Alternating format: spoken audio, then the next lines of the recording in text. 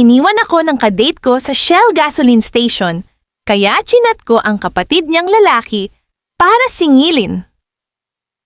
Hello, Ambentur. Please call me Carol. Nakilala ko si Angelo online at kakilala din siya ng isa kong friend from Taguig. 1 week kaming magka-chat at nag-decide kaming mag-meet sa Luneta Park. Lakad-lakad lang, kwentuhan at merienda.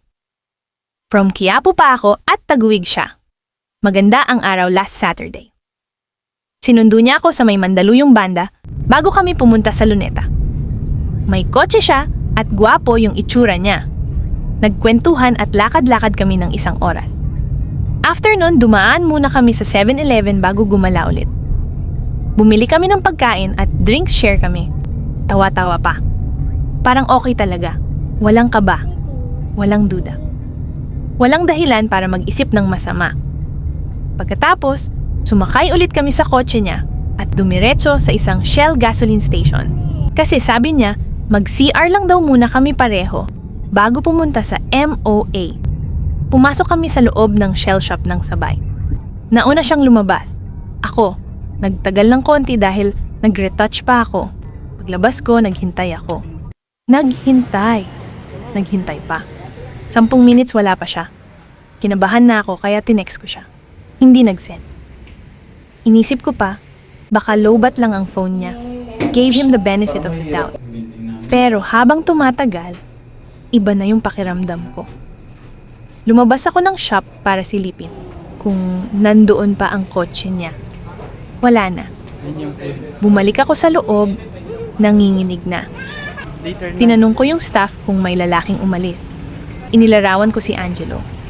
Sabi nila, may lalaking tumakbo palabas ng Shell kanina.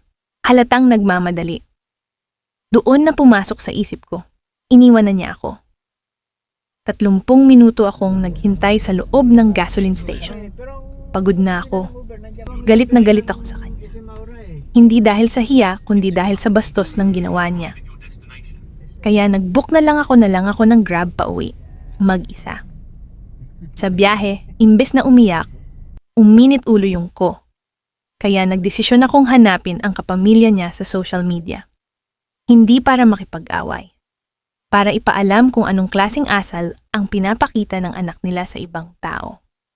Nahanap ko ang kapatid niyang lalaki, chinat ko siya in add friend, at thankful ako inaccept niya agad.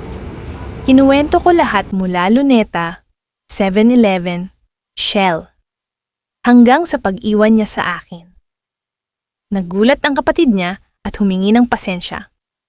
Sinabi niyang ibabalik ang ginastos ko sa pagkain at drinks at siya pa ang nag-offer bayaran ang Grab ko.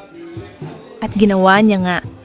Sinend niya sa GCash lahat ng amount, may 1,000 pa na pasobra.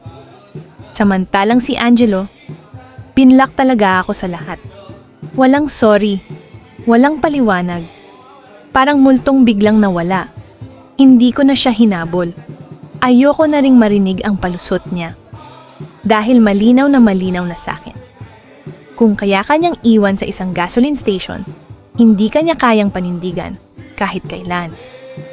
Kung ikaw ang nag-aya sa akin lumabas, ikaw rin ang maghahatid sa akin pauwi. At kung tatakbo ka sa gitna ng date, isa kang basura na kusang lumalayo. Period! After sinend ng kapatid niya yung 1,000, plinak niya din ako. Hay buhay!